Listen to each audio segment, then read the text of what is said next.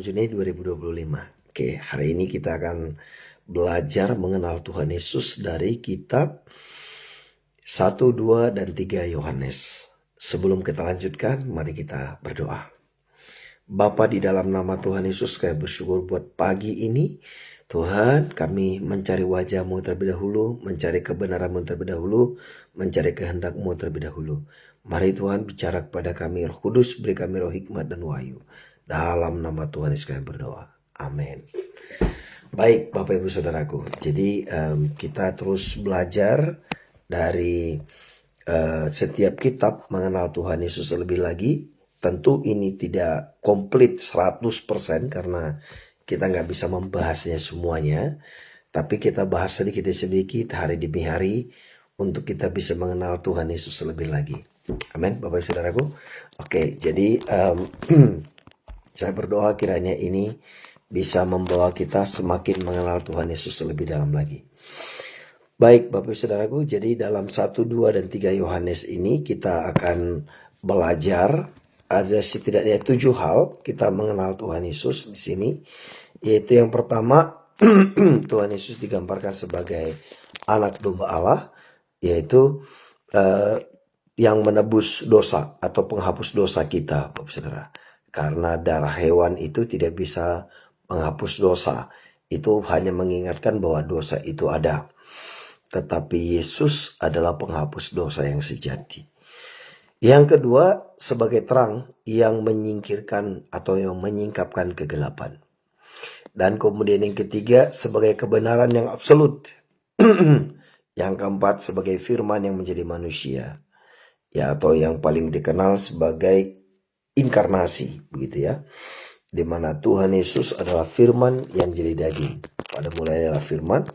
Firman itu menciptakan langit dan bumi. Dan firman itu jadi manusia. Namanya Yesus Kristus. Kemudian juga Tuhan Yesus digambarkan sebagai sumber teladan dan kasih. Dan kemudian yang keenam, Tuhan Yesus digambarkan sebagai pengantara dan juru syafaat, gitu ya. Juru selamat juga, tapi juru syafaat juga pengantar atau juga advokat, gitu ya. Terkenal sebagai pengantara antara kita dengan Bapa di surga, supaya kita itu diterima, diampuni. Ketika kita datang kepada Bapa di surga, bukan karena kita lagi, tapi karena apa yang Tuhan Yesus sudah lakukan. Dan yang ketujuh, sebagai pokok anggur yang menghidupkan. Ya, itu luar biasa Bapak Saudara. Kita akan bahas satu persatu ya. Yang pertama sebagai anak domba Allah dan penghapus dosa. Nah, Yohanes menekankan Yesus sebagai anak domba Allah yang menghapus dosa seluruh dunia.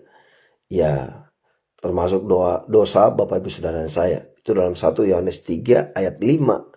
Darahnya menyucikan manusia dari segala dosa. 1 Yohanes 1 ayat 7. Nah, dan kemudian pengorbanannya adalah pendamai bagi seluruh umat manusia. Dalam 1 Yohanes 2 ayat 2. Nah, konsep ini terkait erat dengan penolakan terhadap ajaran sesat yang menyangkal inkarnasi dan penebusan Kristus. Banyak ajaran yang mereka tidak mengakui bahwa Yesus itu adalah firman yang jadi daging. Bapak Ibu Saudaraku, banyak orang tidak bisa terima itu. Tetapi ketika Bapak Ibu Saudara dan saya bisa menerima, bisa mengakui Yesus adalah firman yang jadi daging, itu anugerah. Itu adalah anugerah karena memang firman Tuhan berkata tidak ada seorang pun dapat datang kepada Bapa kalau bukan ditarik oleh Bapa sendiri. Nah, jadi Bapak Saudaraku, ini sungguh sebuah anugerah untuk bisa mengenal Tuhan Yesus.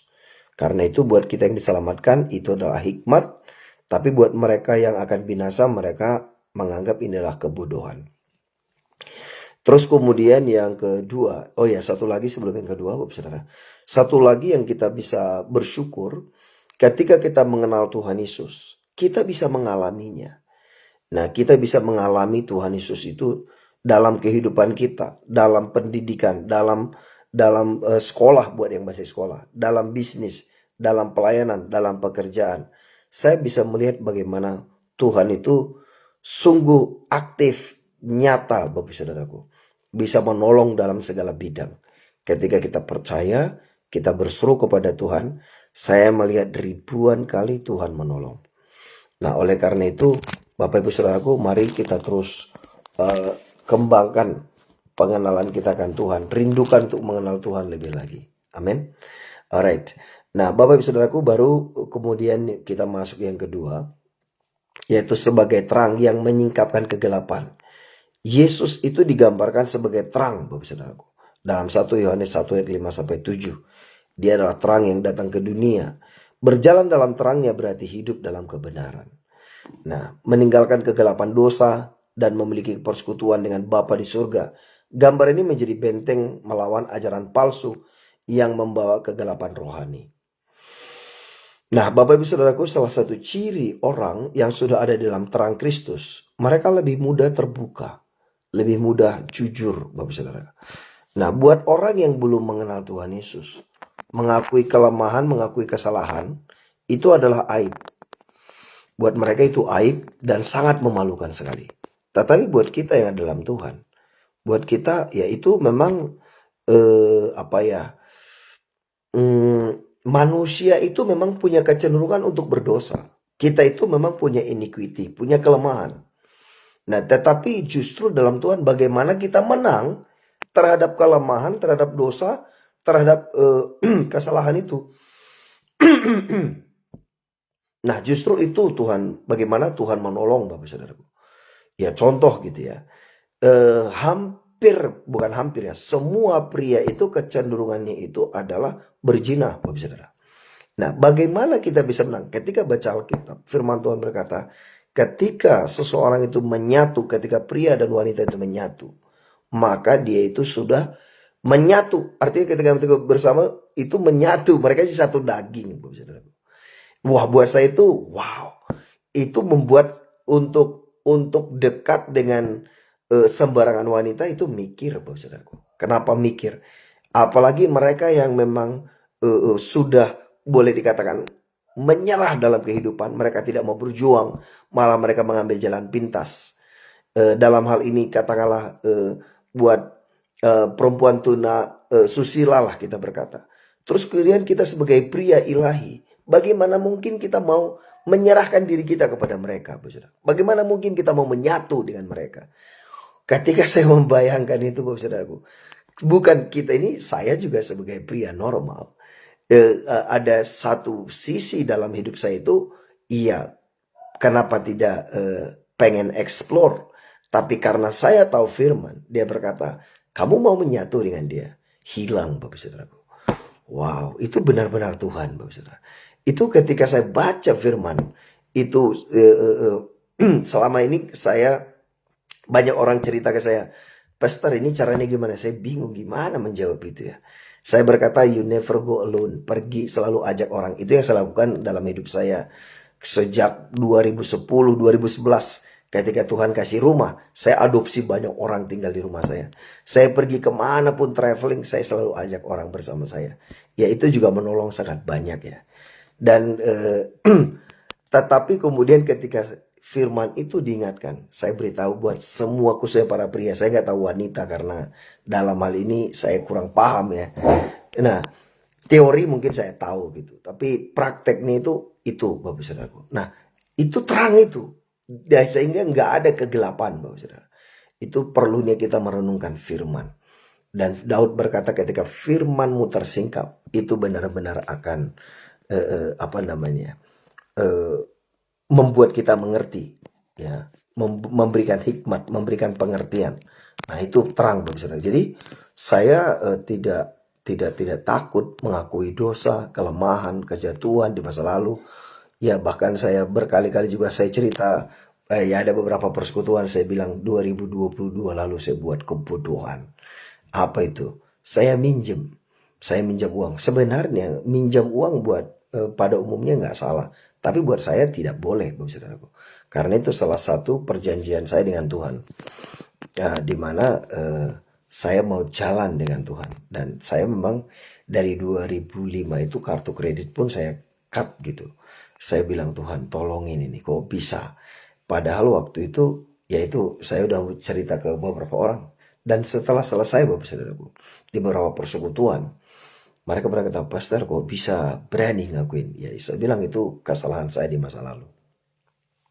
I did it dan saya tidak akan lakukan itu lagi. Itu saya lakukan karena salah satu investor itu waktu itu ketika saya beli perumahan, Bapak Saudaraku. Saya beli perumahan, dananya kurang dikit. Akhirnya salah satu teman saya yang harusnya invest dan dia tidak jadi invest. Jadi kemudian akhirnya saya ambil jalan pintas. Nah, itu akhirnya saya mengalami struggling, Bapak Saudaraku. Baru itu dari 2022 Agustus ya. Baru Tuhan ngomong itu 8 Oktober 2023. Tuhan bilang bagaimana kau minta supranatural finansial, cara hidup finansialmu natural. Waduh, saya bertobat, Bapak Saudaraku. Bertobat langsung Tuhan pulihkan hari itu? No. Tapi Tuhan tetap pelihara, tetap ke pulau-pulau, tetap ke bangsa-bangsa. Tetapi Bapak Saudaraku, artinya ya apa ya? Ya, biasanya kita bisa cover begitu banyak orang. Dan biasanya uang sekolah anak-anak, uang makan anak-anak itu kita bisa prepare sebelum mereka minta. Tapi Bapak Saudaraku sering sekali di rumah taman mereka foto itu tempat ember berasnya Pak, ini ember beras kosong. Demikian juga dari Malang begitu ya. Demikian juga uang sekolah dan kemudian yang lain-lain. Karena kita tampung begitu banyak anak-anak. Saya berkata, aduh Tuhan kok bisa begini. Padahal sebelumnya kita bisa mengcover begitu banyak pelayanan di pulau-pulau bahkan di negara yang lain. Baru kemudian Bapak Saudara baru 8 Januari 2025 tiba-tiba boom, terobosan-terobosan terjadi. Dan baru mulai Tuhan lebih sering lagi bicara Bapak Saudaraku. Dan kemudian ada banyak hal lah. Terus kemudian dari penyelesaian gereja di lantai 2. Saya juga Januari saya sudah dapat juga ini akan selesai di bulan Juni. Kemarin saya baru pulang dari Jakarta 22 Juni. Belum dimulai Bapak Saudaraku. Tapi kemudian Tuhan udah gerakkan saya untuk bertemu seseorang tanggal 21 Juni. Saya berkata, iya betul Pak, sebenarnya Tuhan juga udah suruh. Udah saya kerjakan besok. Besok akan diukur. Jadi pas sebelum saya pulang, 2 tukang yang datang ngukur. Saya bilang, karena Tuhan bilang ini selesai bulan Juni. Dia bilang, iya betul-betul. Sebenarnya udah dari 10 hari yang lalu. Saya bilang, wow. Jadi Bapak Saudaraku untuk buat lantai 2 dan mezaninnya itu, benar ini bulan Juni ini. Harapannya bisa selesai tapi sudah dikerjakan dari 22 Juni lalu. Nah jadi Bapak Saudaraku yang begini, kalau kita nggak mau membangun hubungan dengan Tuhan, ya gimana ya? Asik kok, walaupun kadang-kadang nggak selalu mulus. Kita juga mengalami yang namanya, kadang-kadang ada faktor kita tidak taat sama Tuhan. Kita ada nggak nurut sama Tuhan. Ya Tuhan juga didik kita. Gitu ya. Kayaknya agak panjang hari ini. Oke kita lanjut. Nah Tuhan Yesus juga adalah kebenaran yang absolut. Yesus adalah kebenaran itu sendiri. 1 Yohanes 2 ayat 21-22. Nah pengakuan bahwa dia adalah Mesias atau dia adalah anak Allah yang hidup. Sebentar Bapak Saudara, kayaknya saya harus minum dulu sebentar.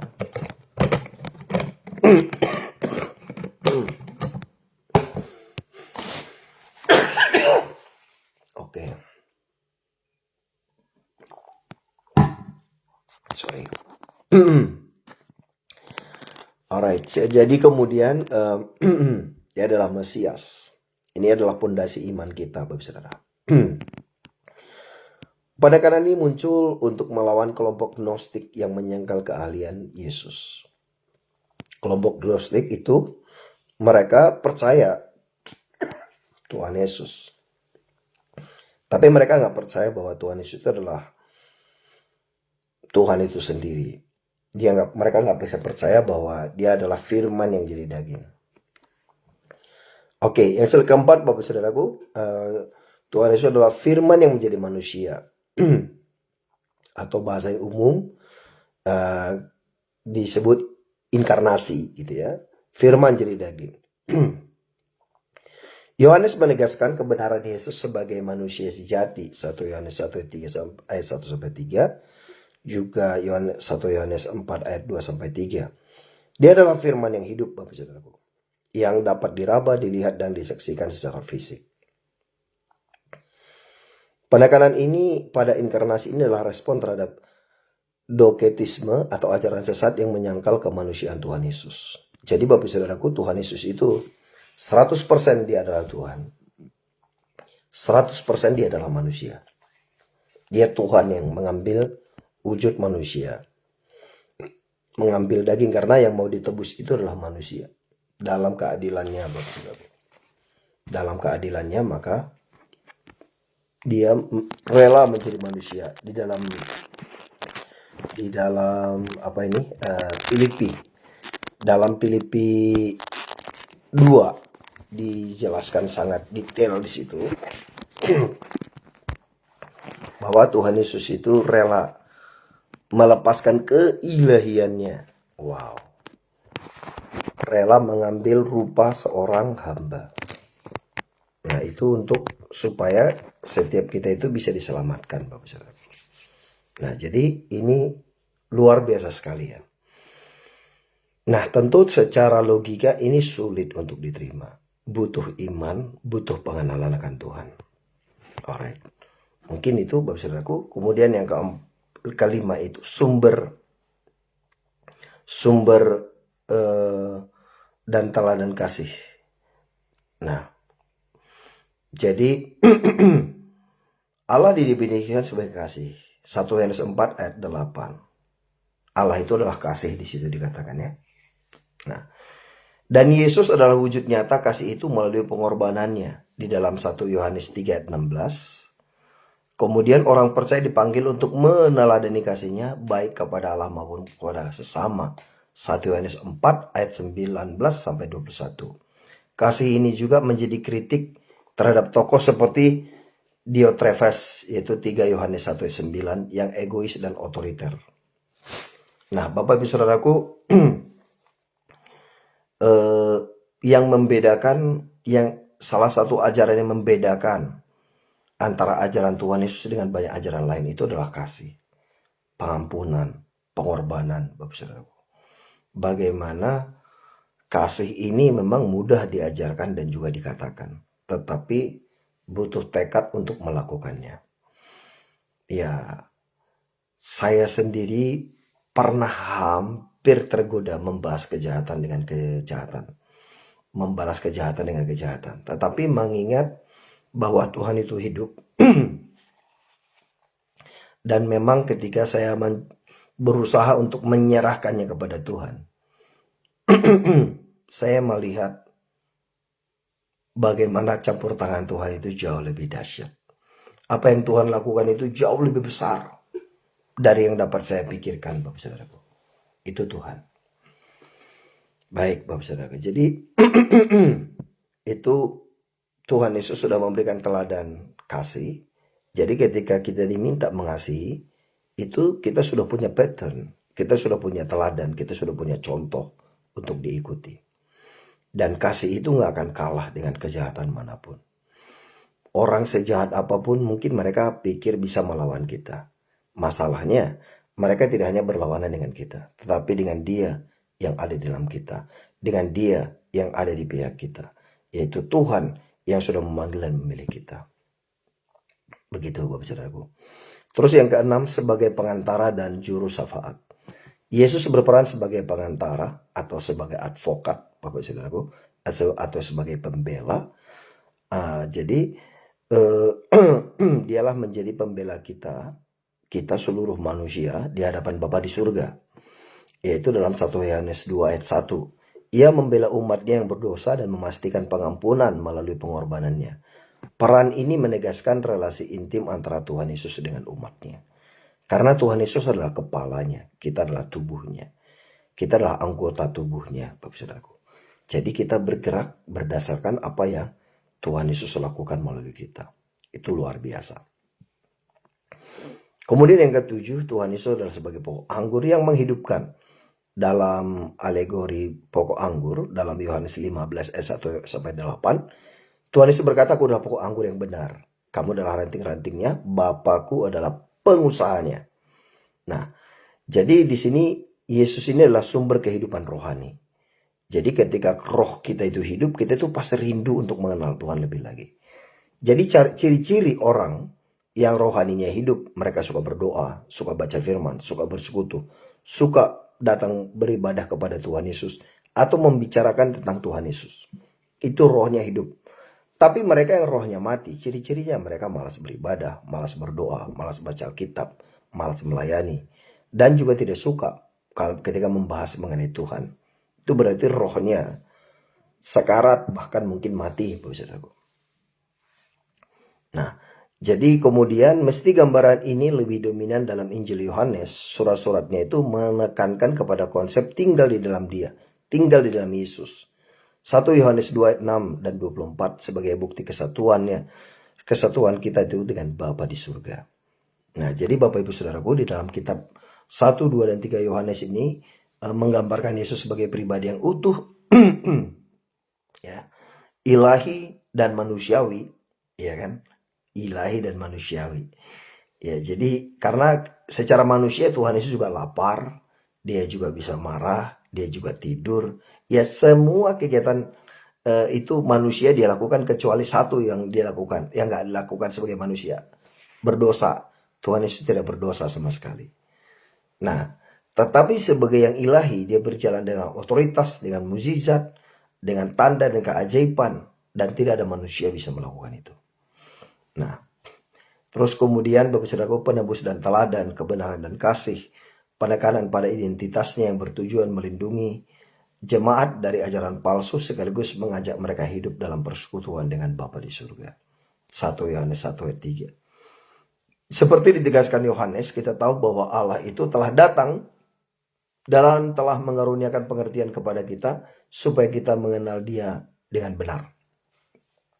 1 Yohanes 5 ayat 20. Karena itu Bapak Saudaraku, mari kita rindukan mengenal Tuhan lebih lagi. Jadi ya, Yesus Kristus atau Yeshua HaMashiach, kalau mari kita mengenali bagaimana kita membangun hubungan dengan Bapa di surga. Dan itu dimungkinkan dengan ada Roh Kudus bersama kita, ada firman. Tuhan Yesus juga adalah firman yang jadi daging. Dan ada Roh Kudus yang mengajar kita, Bapak Saudaraku, yang membimbing kita, memberikan kepada kita pengertian. Kiranya ini membuat kita semakin mengenal Bapa di surga dengan benar. Amin, Bapak Saudaraku. Dan jangan berhenti hanya mengenal, mari mengalami. Apa yang firman Tuhan katakan, mari lakukan. Itulah kunci kita bisa mengalami Dia, Bapak Saudaraku. Amin. Alright, jadi kita berdoa. Kalau Bapak Saudara permohonan doa khusus, boleh di WA atau boleh di Japri, boleh juga waktu live, begitu ya. Kalau Bapak Saudara juga ada yang mau sharing, bersaksi, ada rema yang Bapak Saudara dapat, rindu dibagikan kepada banyak orang, boleh dibagikan. Kita berdoa. Bapa, di dalam nama Tuhan Yesus kami mengucap syukur buat pagi ini kami belajar firman-Mu, mengenal Yesus lebih dalam lagi. Karena dengan kami mengenal, semakin kami mengenal Yesus, semakin kami mengenal identitas kami dalam Engkau. Terima kasih Tuhan. Roh Kudus, bicara kepada kami, beri kami roh hikmat dan wahyu. Saat ini Bapak, biar semua umat-Mu yang sakit sembuh, semua yang terikat dilepaskan, yang lemah dikuatkan, yang beban berat diberi kelegaan. Terima kasih Bapak, dan saat ini turunkan berkat-Mu atas setiap kami. Semua kami diberkati menjadi saluran berkat. Kami menerima kemudahan dan kemurahan Tuhan dan manusia. Terima kasih Bapak, kami bersyukur. Dalam nama Tuhan kami berdoa. Haleluya. Amin, amin, amin. Amin Bapak Saudaraku. Selamat beraktivitas. Selamat melayani. Tuhan Yesus memberkati. Shalom.